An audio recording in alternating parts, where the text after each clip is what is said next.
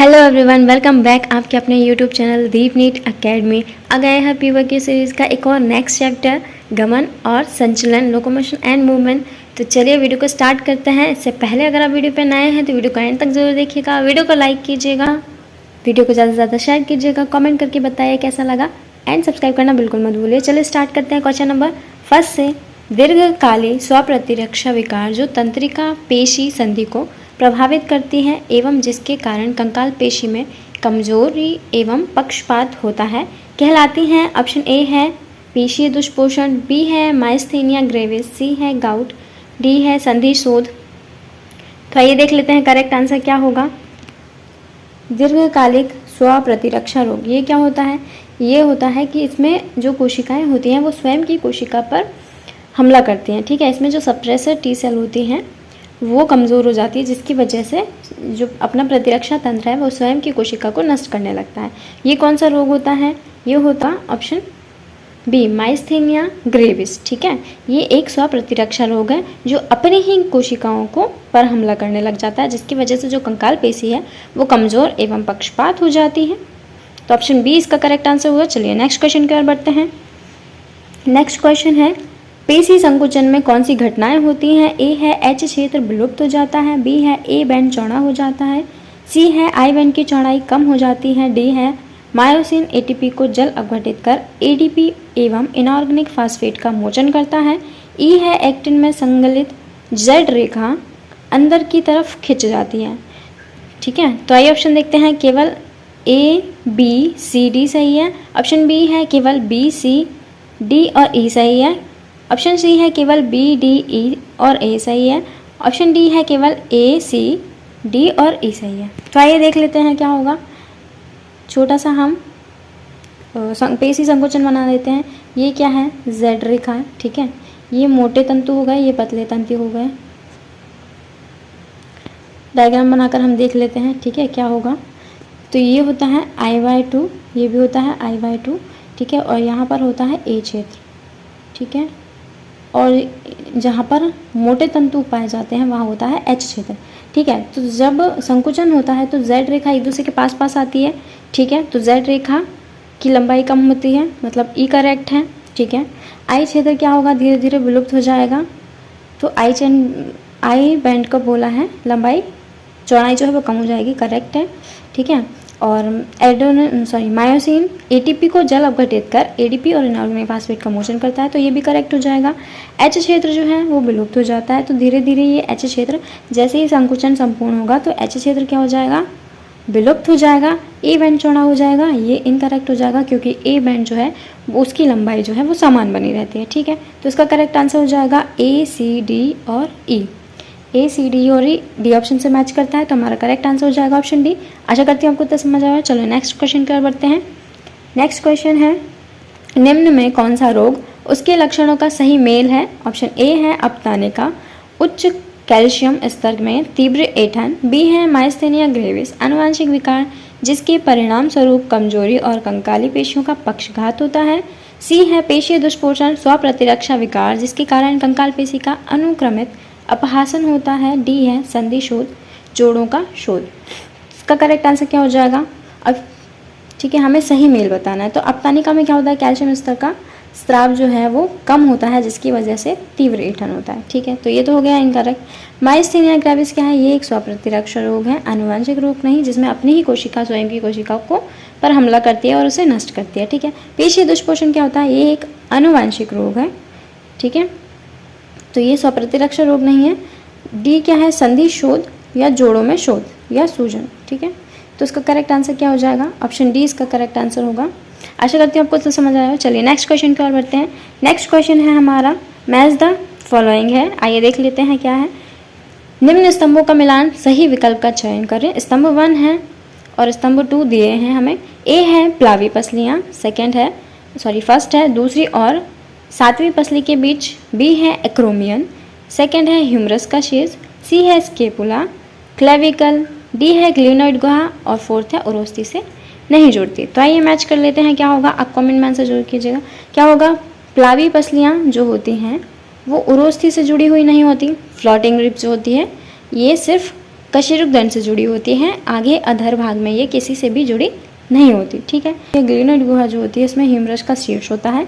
Acromion प्रबल क्या हो जाएगा, ये क्लेविकल होती है। स्केपुला क्या होती है, एक त्रिकोणीय चपटी अस्थि होती है जो कि दूसरी और सातवीं पसली के बीच स्थित होती है। तो इसका करेक्ट आंसर क्या हो जाएगा, फोर्थ, फर्स्ट, सेकेंड और थर्ड। फोर्थ, फर्स्ट, सेकेंड और थर्ड। ठीक है, तो इसका करेक्ट आंसर हो जाएगा ऑप्शन सी से मैच करता है, हमारा करेक्ट आंसर हो जाएगा ऑप्शन सी। आशा करते हैं आपको तो समझ आया। चलिए नेक्स्ट क्वेश्चन की ओर बढ़ते हैं।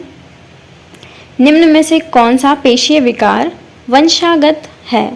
आइए ऑप्शन देखते हैं। ए है वाटुलिज्म, बी है अपतानिका, सी है पेशी दुष्पोषण, डी है माइस्थेनिया ग्रेविस।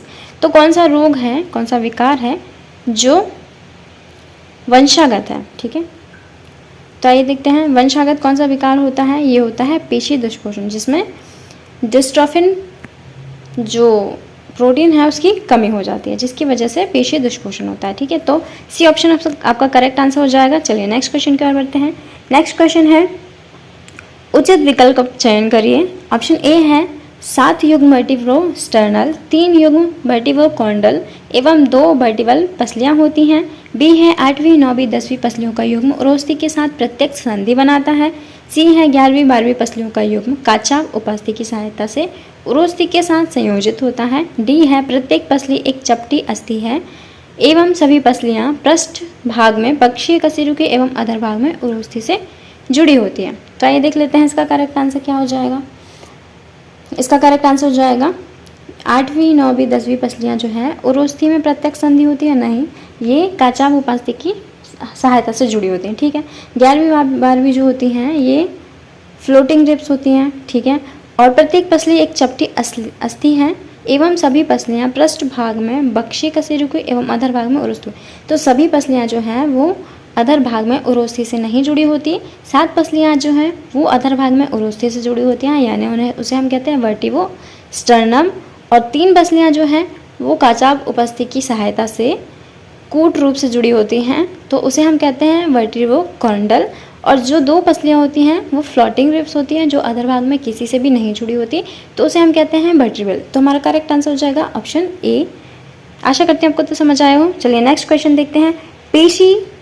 कंकाल पेशी में कैल्शियम महत्वपूर्ण है क्योंकि ए है एक्टिन तंतु से मायोसिन शेष को अलग कर देता है, बी है मायोसिन एटीपी से बंध कर उसे क्रियाशील करता है, सी है ट्रोपोनिन से बंधकर एक्टिन के सक्रिय स्थल के आवरण को हटा देता है, मायोसिन के लिए है, डी है मायोसिन क्रॉस सेतु और एक्टिन तंतु के मध्य आबंध निर्माण को रोकता है। क्या होगा, कंकाल पेशी जब संकुचित होती है तो कैल्शियम आयन क्या करते हैं, कैल्शियम आयन जो है वो ट्रोपोनिन जो एक्टिन होता है उस पर जो ट्रोपोनिन की एक इकाई होती है ना, उससे क्या करता है, कैल्शियम के स्तर को हटाता है ताकि मायोसिन का जो एक्टिन स्थल है वो खुल सके, है ना, मायोसिन का सक्रिय स्थल वो खुल सके, जिसकी वजह से मायोसिन एक्टिन से जुड़कर पेशी संकोचन हो सके। तो ये पेशी संकोचन में हेल्प करता है। तो क्या हो जाएगा इसका करेक्ट आंसर, ट्रोपोनिन से बंधकर एक्टिन के सक्रिय स्थल के आवरण को हटा देता है, किसके लिए, मायोसिन के लिए। तो इसका करेक्ट आंसर हो जाएगा ऑप्शन सी। आशा करते हैं आपको तो समझ आया हो। चलिए नेक्स्ट क्वेश्चन की ओर बढ़ते हैं। नेक्स्ट क्वेश्चन है, नीचे दिए गए कथन है, एक अभिकथन ए एवं दूसरा कारण आर है। अभिकथन है अस्थि सुषुरता निम्न अस्थि द्रव्यमान एवं अधिक टूटने के अवसर द्वारा अभिलक्षित होती हैं। आर है यदि अस्थि सुषुरता का सामान्य कारण एस्ट्रोजन स्तर का बढ़ना होता है। तो आइए देखते हैं ऊपर दिए गए कथनों के प्रकाश में निम्न विकल्पों से उचित उत्तर का चयन करें। ए है ए आर दोनों सही हैं लेकिन रीज़न जो है वो एसोसिएशन की व्याख्या नहीं करता। बी है ए सही है लेकिन आर गलत है। सी है ए गलत है लेकिन आर सही है। और डी है ए आर दोनों सही है और सही व्याख्या भी करता है। तो इसका करेक्ट आंसर क्या होगा, अस्थि सुषुरता निम्न अस्थि द्रव्यमान और अधिक टूटने के अवसर अभिलक्षित करती है, करेक्ट है। जैसे ही अस्थि से कैल्शियम कम होगा अस्थियाँ जो है वो कमज़ोर हो जाएगी, जिसकी वजह से उसका द्रव्यमान कम हो जाएगा और ये टूटने के लिए अधिक अग्रसर हो जाएंगे। तो ये करेक्ट हो गया। अस्थि सुषुरता का सामान्य कारण एस्ट्रोजन के स्तर का बढ़ना नहीं होता, ये घटना होता है। ठीक है, एस्ट्रोजन का स्तर जो घट जाता है जिसकी वजह से क्या होता है, अस्थि सुषुरता होता है। तो उसका करेक्ट आंसर क्या हो जाएगा, अभिकथन सही है लेकिन कारण आर जो है वो गलत है। तो हमारा करेक्ट आंसर क्या हो जाएगा? Option B. आशा करते हैं आपको तो समझ आया। चलिए नेक्स्ट क्वेश्चन की ओर बढ़ते हैं। नेक्स्ट क्वेश्चन है, मानव की पसलियों के एक्स युग्मों में से बाह्य युग्म वास्तविक पसलियां हैं। क्या कह रहा है कि बाह्य युग्म जो है वो वास्तविक पसलियां हैं। उचित विकल्प का चयन कीजिए। एक्स और वाई की उचित संख्या दर्शाता है और उसकी स्पष्टीकरण करता है। आइए देखते हैं ऑप्शन क्या है। ए है x is equal to 12, y is equal to 7। वास्तविक पसलियां पृष्ठ भाग में कशेरुक दंड और अधर भाग में उरोस्थि के साथ जुड़ी होती हैं। बी है x is equal to 12, y is equal to 5। वास्तविक पसलियां पृष्ठ भाग में कशेरुक दंड एवं उरोस्थि के साथ दो सिरों के साथ जुड़ी होती हैं। सी है x is equal to 24, y is equal to 7। वास्तविक पसलियां पृष्ठ भाग में कशेरुक दंड से जुड़ी होती हैं लेकिन अधर भाग में मुक्त होती हैं। डी है x is equal to 24, y is equal to 12। वास्तविक पसलियां पृष्ठ भाग में कशेरुक दंड से जुड़ी होती हैं लेकिन अधर भाग में मुक्त होती हैं। तो आइए देख लेते हैं इसका करेक्ट आंसर क्या हो जाएगा। 24, x is equal to 24, y is equal to 12। तो जो 12 अस्थियां हैं वो पसली से कशेरुक दंड से तो जुड़ी होती हैं लेकिन अधर भाग में जो है वो सारी की सारी जुड़ी नहीं होती, तो ये तो इनकरेक्ट हो जाएगा। कह रहे कि 7 पसलियां वास्तविक पसलियां होती हैं जो कि अधर भाग में जुड़ी होती हैं, ठीक है, लेकिन सॉरी कशेरुक दंड से जुड़ी होती है लेकिन अधर भाग में मुक्त होती है। नहीं, जो 7 पसलियां होती हैं वो पीछे कशेरुक दंड और आगे उरोस्थि से जुड़ी होती है, तो ये भी गलत हो जाएगा। ये कह रहा है कि 5 पसलियां वास्तविक, 5 नहीं 7 पसलियां जो हैं वो वास्तविक होती हैं और अधर भाग में उरोस्थि पीछे कशेरुक दंड से जुड़ी होती हैं। तो हमारे पास क्या हो जाएगा, x is equal to 12, y is equal to 7 पसलियां जो होती हैं वो कशेरुक दंड और अधर भाग में उरोस्थि से जुड़ी होती है। तो हमारा करेक्ट आंसर ऑप्शन ए हो जाएगा। चलिए नेक्स्ट क्वेश्चन की ओर बढ़ते हैं। नेक्स्ट क्वेश्चन है, पेशी संकुचन के दौरान क्रॉस ब्रिज क्रिया के लिए मायोसिन के सक्रिय स्थलों को उजागर करने के लिए उत्तरदायी आयन का नाम बताइए। ऑप्शन ए है सोडियम, बी है पोटेशियम, सी है कैल्शियम, डी है मैग्नीशियम। क्या होगा इसका करेक्ट आंसर? जो मायोसिन के सक्रिय स्थलों को उजागर करता है, ठीक है। एक्टिन क्या होता है?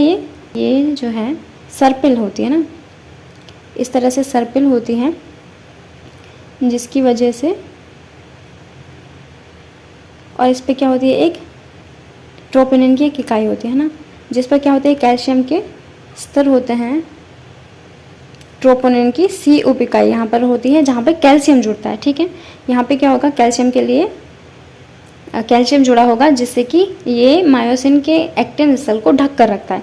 जैसे ही कैल्शियम आएगा ये ट्रोपोनिन की इकाई को हटाएगा और खुद वहाँ पर जुड़ जाएगा, जिससे कि एक्टिन मायोसिन जो है वो उसका सक्रिय स्थल जो है वो उजागर हो जाएगा और मायोसिन उससे जुड़ जाएगा।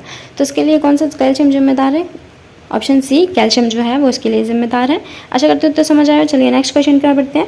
नेक्स्ट क्वेश्चन है, अस्थि सुसुलता जो कंकाल का एक आयु संबंधी रोग है जिसके कारण हो सकता है। आइए देख लेते हैं किसके कारण हो सकता है। ए है एस्ट्रोजन के स्तर में कमी, बी है यूरिक अम्ल का एकत्रीकरण जिसके कारण जोड़ सूज जाते हैं, सी है प्रतिरक्षा विकार जो तंत्री पेशी जंक्शन पर प्रभाव डालता है जिसके कारण थकान होती है, डी है कैल्शियम स्तर और Na की उच्च सांद्रता। क्या होगा? आयु संबंधी रोग, ठीक है, जिसमें क्या होता है अस्थियों में जो है कैल्शियम कम हो जाता है जिसकी वजह से क्या होता है एस्ट्रोजन भी कम हो जाता है। जो ज़्यादा उम्र की जो फीमेल्स होती हैं उनमें क्या होता है, मेंस्ट्रुअल साइकिल क्या होता है जो ख़त्म हो जाता है 50 के बाद, ठीक है। 50 साल के बाद मेंस्ट्रुअल साइकिल जो है वो रुक जाता है, यानी मेनोपॉज हो जाता है, जिसकी वजह से क्या होता है एस्ट्रोजन का स्तर उनमें कम हो जाता है, ठीक है, जिसकी वजह से जो अस्थियां हैं वो कमज़ोर हो जाती हैं। तो ये किस कारण से होगा? यूरिक अम्ल के एकत्रीकरण के कारण नहीं, प्रतिरक्षा विकार के कारण नहीं, कैल्शियम और सोडियम की उच्च सांद्रता के कारण नहीं, ये होता है एस्ट्रोजन के स्तर के कमी के कारण। तो ऑप्शन ए इसका करेक्ट आंसर होगा। चलिए नेक्स्ट क्वेश्चन की ओर बढ़ते हैं। नेक्स्ट क्वेश्चन है, उत्तरोत्तर उद्दीपन के बीच विश्रांति की कमी के कारण होने वाला दीर्घकालिक पेशी संकुचन कहलाता है। तो विश्रांति की कमी के कारण कौन सा रोग होता है? ए है ये है टिटेनी, ठीक है, मिस प्रिंट है ये होगा टिटेनी। बी है टोनिस, सी है ऐंठन, डी है थकान। तो इसका करेक्ट आंसर हो जाएगा ऑप्शन ए। चलिए नेक्स्ट क्वेश्चन देखते हैं। कंकाल पेशी के विषय में कौन से कथन सही है? ए है पेशी बंडल कोलेजनी संयोजी ऊतक की परत से इकट्ठे होते हैं जिसे फेशिकल पोलिका कहते हैं, बी है पेशी तंतु का सार्कोप्लाज्मिक रेटिकुलम कैल्शियम आयनों का भंडार गृह है, सी है कंकाल पेशी की धारीदार दिखावट एक्टिन मायोसिन प्रोटीन के वितरण प्रतिरूप के कारण होती है। डी है एम रेखा के संकुचन को कार्यात्मक इकाई माना जाता है जिसे सार्कोमियर कहते हैं। तो इसका करेक्ट आंसर क्या हो जाएगा? कंगाल पेशी के विषय में हमें सही बताना है। तो आइए देख लेते हैं। पेशी बंडल जो कोलेजनी संयोजी ऊतक की परत से इकट्ठे होते हैं उन्हें फेशिका कहते हैं। ये तंतु होते हैं जो कि आपस में मिलकर बंडल बनाते हैं जिसे हम क्या कहते हैं? फेशिका कहते हैं। ठीक है, तो ये तो गलत हो जाएगा। बी है पेशी तंतु का सार्कोप्लाज्मिक रेटिकुलम कैल्शियम आयनों का भंडार क्या होता है? करेक्ट। जो सार्कोप्लाज्मिक रेटिकुलम होता है इसमें कैल्शियम की मात्रा जो है बहुत ज़्यादा होती है, इसलिए हम इसे कैल्शियम का भंडारगृह कहते हैं। सी है कंकाल पेशी की धारीदार दिखावट एक्टिन और मायोसिन प्रोटीन के वितरण का प्रतिरूप के कारण होती है, तो ये भी करेक्ट है। एम रेखा नहीं जेड रेखा जो है संकुचनशील की कार्यात्मक इकाई होती है जिसे सार्कोमियर कहते हैं, तो डी करेक्ट हो जाएगा। हमारा राइट ऑप्शन जो है मैच कर रहा है वो ऑप्शन सी से है, केवल बी और सी जो है वो करेक्ट होगा, तो सी ऑप्शन हमारा राइट होगा। चलिए नेक्स्ट क्वेश्चन क्या बढ़ते हैं। नेक्स्ट क्वेश्चन है निम्नलिखित में से कौन सी संधि किसी प्रकार की गति की अनुमति नहीं देती? ए है उपास्थल संधि, बी है साइनोवियल संधि, सी है कंदुकखलिका संधि, बॉल एंड सॉकेट संधि, डी है रेशेदार संधि। निम्न में से कौन सी संधि जो है वह किसी भी प्रकार की गति नहीं देती? ठीक है, साइनोवियल में तो बहुत सारे टाइप की जो है गति होती है, उपास्थि में भी हम मूवमेंट कर सकते हैं। ठीक है, कंदुकखलिका भी एक बॉल एंड सॉकेट जो है ये ह्यूमरस और अल्ना के बीच का जोड़ है जिसमें गति भरपूर होती है। ठीक है, जो रेशेदार संधि होती है उसमें किसी भी प्रकार की कोई गति नहीं होती, तो करेक्ट आंसर हो जाएगा ऑप्शन डी। चलिए नेक्स्ट क्वेश्चन की ओर बढ़ते हैं। नेक्स्ट क्वेश्चन है सूची 1 को सूची 2 के साथ सम्मिलित कीजिए। तो आइए देख लेते हैं। ए है रेशीय संधि निकटवर्ती कशेरुक सीमित गति, बी है उपास्थि युक्त संधियां ह्यूमरस एवं अंश मेखला घूर्ण गति, सी है कब्जा संधि, थर्ड है कपाल कोई गति नहीं होती, डी है कंदुकखलिका संधियां घुटना चलने में सहायता करता है। तो आइए देख लेते हैं क्या होगा। रेशीय संधियां क्या होती हैं? ये होती है कपाल में सूचर्स जैसे हम कहते हैं, इसमें किसी भी प्रकार की कोई गति नहीं होती। फिर आता है उपास्थि युक्त संधियां, ये क्या होती हैं? ये कशेरुक दंड निकटवर्ती कशेरुक दंड होती है जहाँ पर सीमित गति होती है, लिमिटेड मूवमेंट होता है। ठीक है, कब्जा संधि क्या होती है? ये होती है घुटना जो कि चलने में सहायता करता है। ठीक है, बॉल एंड सॉकेट यानी कंदुकखलिका जो होता है वो ह्यूमरस और अल्ना के अंश मेखला में होता है जहाँ की घूर्णी गति होती है। ठीक है, पूरा मूवमेंट होता है, तो इसका करेक्ट आंसर क्या हो जाएगा? इसका करेक्ट आंसर होगा थर्ड, फर्स्ट, फोर्थ और सेकेंड, है ना। थर्ड, फर्स्ट, फोर्थ और सेकेंड, तो सी से मैच कर रहा है, सी हमारा करेक्ट आंसर हो जाएगा। आशा करते हैं आपको तो समझ आया हो। चलिए इस पे बाकी सेशन में इतना ही रखते हैं, मिलते हैं नेक्स्ट सेशन में। Till then take care, bye bye, thank you so much everyone.